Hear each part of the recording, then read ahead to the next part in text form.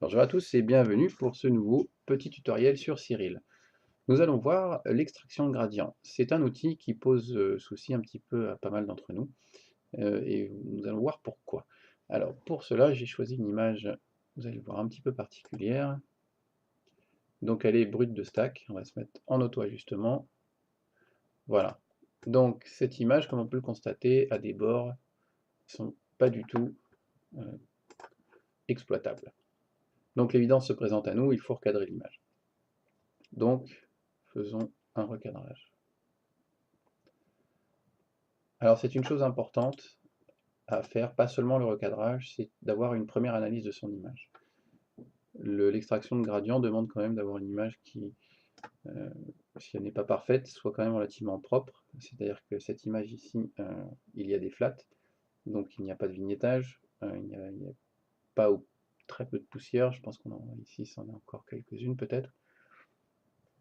Mais évidemment, si vous voulez avoir un résultat qui soit satisfaisant, il faut que votre image soit la plus propre possible. Donc, flat, recadrage éventuellement, et bien évidemment une exposition qui soit aussi suffisante par rapport aux différentes zones de l'image.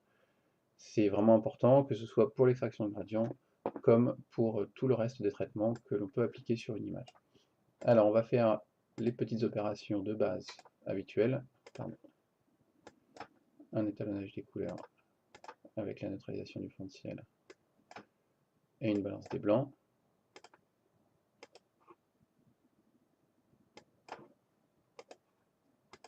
Et ensuite une transformation de l'histogramme.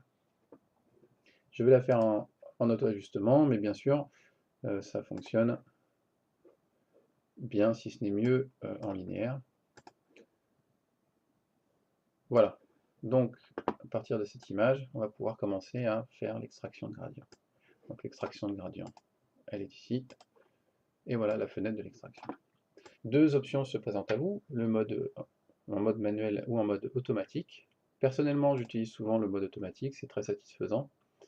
Je conserve en général les réglages de base, mais vous pouvez bien évidemment les modifier si vous souhaitez avoir des échantillons plus gros et puis un intervalle plus petit ou plus large par exemple. D'avoir des échantillons plus gros, ça accélère le calcul puisqu'il y a moins de petits carrés sur l'image. Voilà. Donc on peut constater que les petits carrés ne sont pas partout.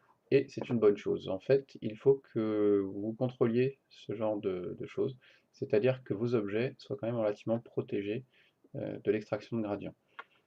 C'est un signe que votre extraction sera bien faite. Donc, à surveiller. Ensuite, ces trois valeurs-là, je ne vous recommande pas de les toucher. Personnellement, je l'ai fait. Ça n'apporte rien et je n'ai pas encore compris à quoi elles servaient, ni comment m'en servir. Donc, si vous avez une théorie ou des informations à partager là-dessus, n'hésitez pas. Ça nous permettra à tous d'éventuellement mieux nous servir de l'extraction. Ensuite, vous avez ici l'interpolation. Si vous pensez ou si vous avez déjà effectué une extraction et que l'extraction est assez violente, essayez ces valeurs-ci. Ça peut être un petit peu plus doux, 2 ou un 1 par exemple, si l'extraction est un petit peu trop forte. Vous pouvez maintenant aussi montrer le gradient.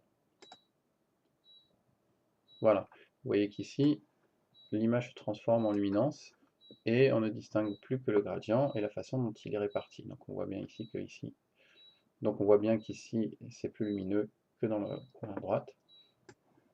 Donc c'est un gradient qui semble cohérent, donc on peut montrer l'image et ensuite appliquer. Voilà.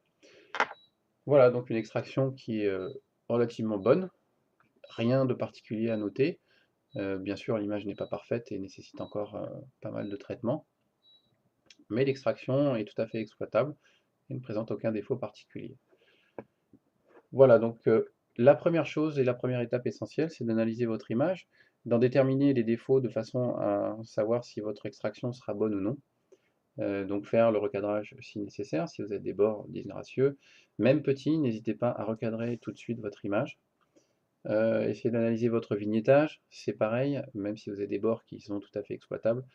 Pensez à recadrer votre image si vous avez un vignettage qui est trop fort, c'est-à-dire des coins qui sont trop noirs et qui ne présenteront aucun intérêt sur votre image et qui ne seront pas du tout, comment dire, compensables par une extraction de gradient.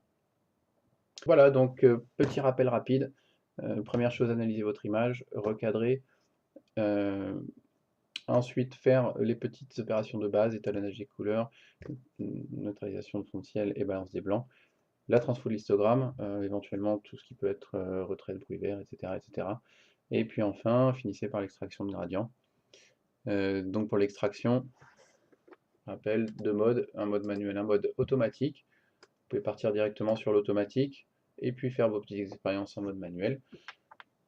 Pensez à l'interpolation si vous voyez que le gradient est un petit peu fort. Contrôlez votre gradient ici avec le petit bouton dédié. Vous pouvez aussi également passer en mode histogramme. Après un recadrage, ce sera mieux.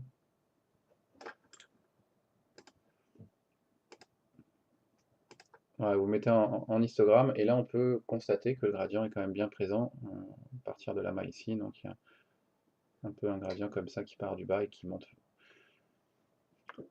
Voilà.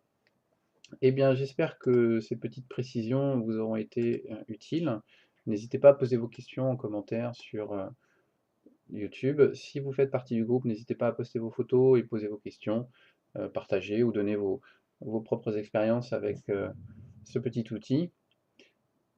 Rejoignez-nous si ce n'est pas déjà le cas. N'hésitez pas à liker, abonner, etc. etc. Bon, enfin, vous connaissez le principe pour avoir les vidéos qui viendront par la suite. En vous remerciant de nous avoir suivis et en vous souhaitant un très bon ciel. A bientôt!